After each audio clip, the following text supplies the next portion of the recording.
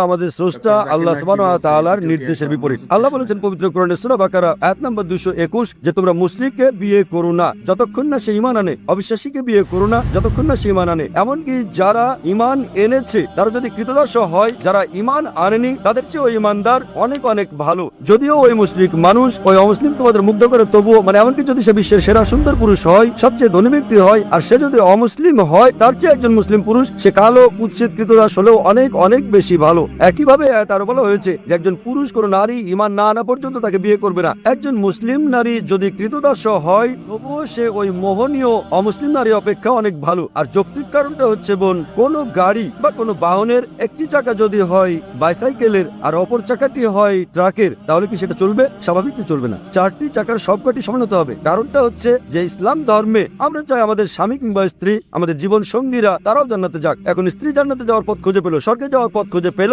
এবং সে ইসলাম ধর্ম অনুসরণ করে জান্নাত পেল। তাকে অনুসরণ করতে হবে কোরআন এবং সহিহ হাদিস। এখন ভাবুন তো, যখন স্ত্রী জানতে পারলো যে সে জান্নাতে যাচ্ছে এবং তার স্বামী যিনি প্রতিমা পূজা করছেন, যিনি ইসলাম ধর্ম বিশ্বাস করেন না, তিনি যাচ্ছেন দোজখে। এই জীবনে বোন আপনি হয়তো স্বামীর সঙ্গে 20 বছর, 30 বছর, 40 বছর, 50 বছর কাটাবেন। পরকালের জীবন হলো অনন্ত জীবন। তাহলে সেই মহিলা তো স্বার্থপর। একজন ভালো মুসলিম বা ভালো মুসলিমা, একজন ভালো মুসলমান পুরুষ কিংবা নারী চাইবেন তার জীবন সঙ্গী, তার স্বামী কিংবা স্ত্রীও জান্নাতে যাক। সুতরাং এটাই কারণ, এজন্যই স্বামী এবং স্ত্রী